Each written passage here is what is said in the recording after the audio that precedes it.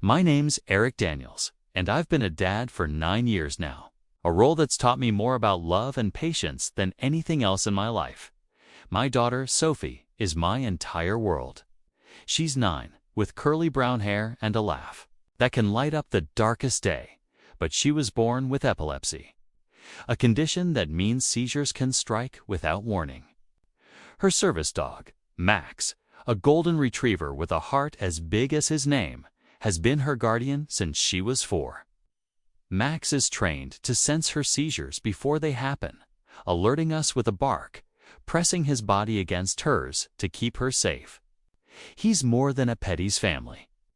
We moved to Elmwood Heights a year ago, a pristine suburb with wide streets, perfect lawns, and a community that seemed welcoming at first. I'm a K-9 unit commander for the state police, a job I've held for 15 years, but I keep that quiet here. To the neighbors, I'm just Eric, the single dad with a little girl and her dog. But trouble found us, and her name was Karen Dempsey. Karen was the HOA president. A wiry woman in her late 40s with a pinched face, short black hair streaked with gray and a glare that could stop you in your tracks. She always wore tailored blazers, her clipboard a constant companion, and she ruled Elmwood Heights like a dictator. The HOA rules were her Bible lawns mowed on schedule, no unapproved. Decorations every house conforming to her rigid standards. From the day we moved in, Karen had a problem with us. Maybe it was Sophie's wheelchair, which she used on bad days when her seizures left her too weak to walk. It leaves marks on the sidewalk, Karen had complained, scribbling a fine. Maybe it was Max, who wore a service vest but still drew her ire. Dogs shouldn't be in public spaces, she'd snap, ignoring his credentials. I'd pay her fines, adjust what I could, always putting Sophie first. She needed stability, not conflict, and I'd do anything to keep her safe. But Karen's hostility wasn't just petty, was personal, and it was about to get worse. We'd moved to Elmwood Heights after my ex-wife, Laura, and I split. The divorce was amicable, but Laura couldn't handle Sophie's medical needs, the constant worry of her seizures. She moved across the country, and I took full custody, determined to give Sophie a stable, happy life. I'd built a ramp for her wheelchair, set up a quiet corner in the backyard where she and Max could play, and made sure Max's training was up to date. He was a lifeline when Sophie's seizures hit. Max would bark, nudging her to a safe position, giving me time to get her medication. I'd seen him save her life more times than I could count, his calm presence a comfort to us both. The neighbors loved them. Mrs. Carter, an elderly widow next door, would bring Sophie cookies and pet Max, calling him a good boy.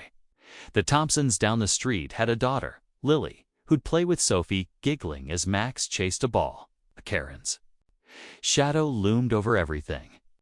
She'd find me for the ramp's unapproved design, complain about Max's barking his alerts for Sophie's siege sand, even sent a letter claiming his vest wasn't regulation. I'd explain over and over that Max was a certified service dog, but Karen didn't care. "Rules are rules, Eric," she'd say, her voice dripping with disdain. Her complaints started small, but grew crueler. She'd fine me $75 for Max's unauthorized presence in the front yard, even though he was on a leash, working. She sent letters about the ramp, claiming it lowered property values, and once stormed over when Sophie and Lily were playing outside, Max sitting dutifully by Sophie's side. "This dog is a nuisance," Karen had shouted, pointing at Max. I stood my ground, my voice calm but firm. "He's a service dog, Karen. He's keeping Sophie safe," she scoffed, scribbling another fine $50 for excessive noise. The neighbors felt her wrath too. Mrs. Carter stopped coming by after Karen fined her for unapproved flower pots. Lily's visits grew rare after Karen yelled at her for loitering near our house. Sophie noticed. One night as I tucked her into bed, Max curled up at her feet. She whispered, Why does she hate Max, Daddy? Her voice was small, her eyes big. I hugged her, my heart aching. She doesn't understand, sweetheart, I said. Max is perfect, just like you. But inside, I was burning, a protective anger simmering. Karen's obsession with us grew. Darker, she'd patrol our street more often, her eyes locked on Max, her clipboard a constant threat. I overheard her once, muttering to another neighbor, "That dog doesn't belong here." They think they're above the rules. Above the rules. Max was Sophie's lifeline, not a decoration. I wanted to confront her, but my job had taught me patience years training canine units, handling high-stakes operations, staying cool under pressure. Karen was a bully, not a criminal. I figured she'd back off eventually. I was wrong. Bullies don't stop, they escalate. It was a warm Saturday afternoon in June, the kind where Elmwood Heights buzzed with life kids on bikes, sprinklers, worry, the smell of barbecues in the air. Sophie was in the backyard, sitting in her wheelchair, tossing a ball for Max. She'd had a good week, no seizures. Her laughter ringing out as Max bounded after the ball, his tail wagging. I was inside, finishing up some paperwork for the K9 unit, when I heard Sophie scream a sound that stopped my heart. "Daddy, Max is gone." I bolted outside, my boots pounding the grass, and found Sophie alone, her face streaked with tears, her small hands clutching the arms of her chair. Max's leash lay on the ground, unclipped, his ball abandoned. "Where's Max?" I asked, kneeling beside her, my voice tight with panic. She pointed toward the street, her voice trembling. "The mean lady took him." I scooped Sophie into my arms, her body shaking, and carried her inside, setting her on the couch with her favorite blanket. "Stay here, sweetheart," I said, kissing her forehead. "I'll find him." I grabbed my phone and stepped outside, my eyes scanning the street. That's when I saw her Karen marching down the sidewalk, Max's leash in her hand, dragging him toward her car. His service vest was still on, but she didn't care, her face set in a smug, triumphant smirk. "Karen," I shouted, my voice booming. She turned, her smirk faltering for a moment, then hardening. "This dog doesn't belong here," she snapped, yanking Max's leash. "I'm taking him to the pound." The neighbors were watching now. Mrs. Carter on her porch, Thompsons peeking through their window, a few kids on bikes pausing to stare. My blood boiled, but I kept my voice steady, years of training kicking in. I pulled out my badge K9 unit commander, state police, and held it up, the gold shield catching the sunlight. "Karen Dempsey," I said, my tone like steel. "You just stole a service animal, a felony offense. I'm a K9 unit commander. You're under arrest." Her smirk vanished. Her face went white, her grip on Max's leash loosening. He pulled free, bounding back to me, his tail wagging as he pressed against my legs. I knelt, scratching his ears, my heart slowing as I felt his warmth. Karen stammered, I didn't know." "He's a nuisance." But the neighbors weren't buying it. Mrs. Carter called out, "You're a disgrace, Karen." The Thompsons stepped forward, nodding. I pulled out my phone, calling my unit. "I need backup at 214 Elm Street," I said. "Theft of a service animal. Suspect in custody." Then I approached Karen, pulling cuffs from my belt. "You have the right to remain silent," I began, clicking the cuffs on her wrists as she squirmed, her protests falling on deaf ears. My team arrived in minutes, 2 officers and a K9 handler, their cruiser pulling up with lights flashing. I handed Karen over, giving them the rundown, Max sitting dutifully by my side. "This is Max," I said, patting his head. "Certified service dog, stolen by the suspect." The handler, my deputy, Jenna, nodded, taking photos of Max's vest, the leash, the scene. "We've got enough here," she said. felony theft, endangerment. She's done.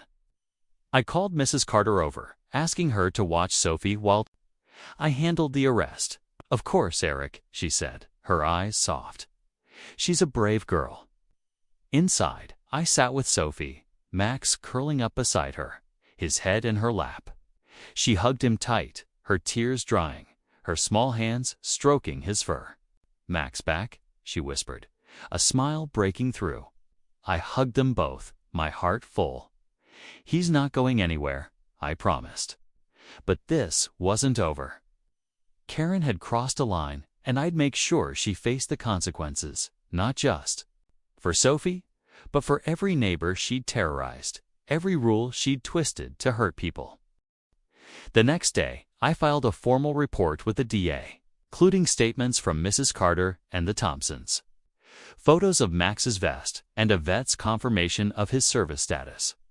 The HOA called an emergency meeting that evening at the community center, a small building at the edge of Elmwood Heights.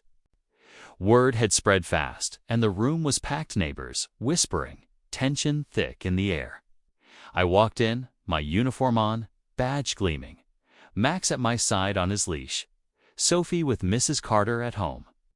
Karen was there, out on bail, sitting in the front row, her face defiant. I stepped to the front, my voice steady. My daughter, Sophie, has epilepsy, I began. Max is her service dog, trained to save her life. Yesterday, Karen Dempsey stole him. I held up photos of Max's vest, played a video that Thompsons had recorded Karen dragging Max to her car. Her voice clear. This dog doesn't belong here. Gasps filled the room. I showed the vet's report, the state laws on service animals. She endangered my daughter's life, I said, my voice breaking slightly. She's been targeting us for months, fines, threats, harassment. But this was a crime. Neighbors stood, sharing their own stories. Mrs. Carter spoke of fines for her flower pots, her voice trembling. She's a bully. The Thompsons talked about Karen's rants over Lily's playdates. More voices joined in, a wave of anger and relief. The board, three nervous men in suits, shifted uncomfortably. Karen needs to go, I said, my badge glinting. She's unfit to lead. They voted her off, the crowd cheering as she slumped, her power gone. Karen's trial came fast, 6 weeks later. The courthouse was packed, neighbors, reporters, even a few canine handlers from my unit. I took the stand, my uniform crisp, describing Sophie's condition, Max's role, Karen's theft. My voice cracked on. She could have killed my daughter. The jury saw the video, the vet's report, my badge. Karen's defense, I thought he was a stray, crumbled. Guilty felony, theft of a service animal, endangerment. The judge sentenced her to 3 years for theft. 1 for endangerment plus $10,000 restitution for Sophie's medical checks and Max's vet bills. She left in cuffs, head down. Elmwood Heights changed after that. The HOA rewrote its rules, no more petty fines. Neighbors rallied around Sophie and Max, bringing treats for him, books for her. One evening, we sat in the backyard, Sophie giggling. As Max chased a ball, the sun set golden. "Love you, Daddy," she whispered. I hugged her, tears in my eyes. "Love you too, sweetheart." Karen was gone, and our family was whole again, stronger, safer, together.